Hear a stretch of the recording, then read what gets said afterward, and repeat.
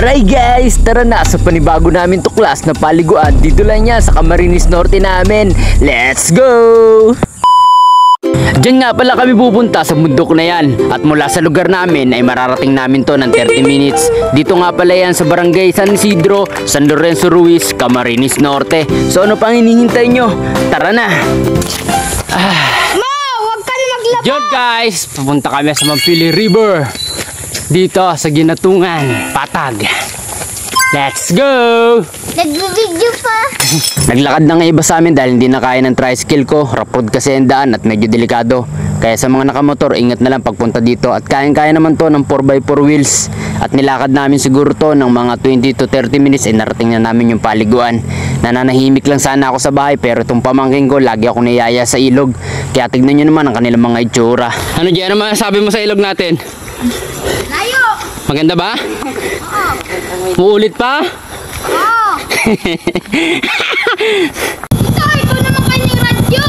Kung kaya kong iwanan ka.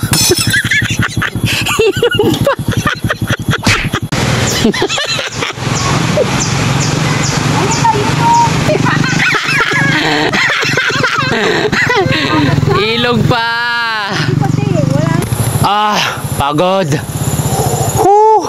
At yaw na nga kamigde ay success ng amin na dumanan. Hindi nga naman nindo ang kagayon ay kagayon.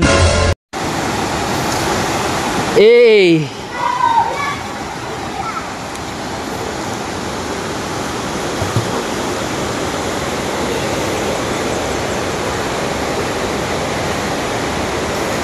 So, ano pa hinaharalat nindo? Mag-igdi na kamo, tamakararigs na kami. Bye-bye! Okay, 1, 2, 3, go! Go!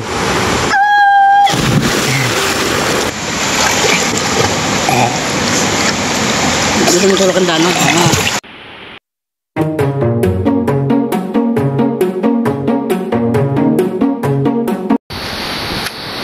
Diyan guys, nakabagong tuklas na naman kami. Mga layas, mga mukhang ilog. Nakapunta kami dito sa Mampili River, dito sa San Lorenzo Ruiz. See you on the next ilog. Bye bye.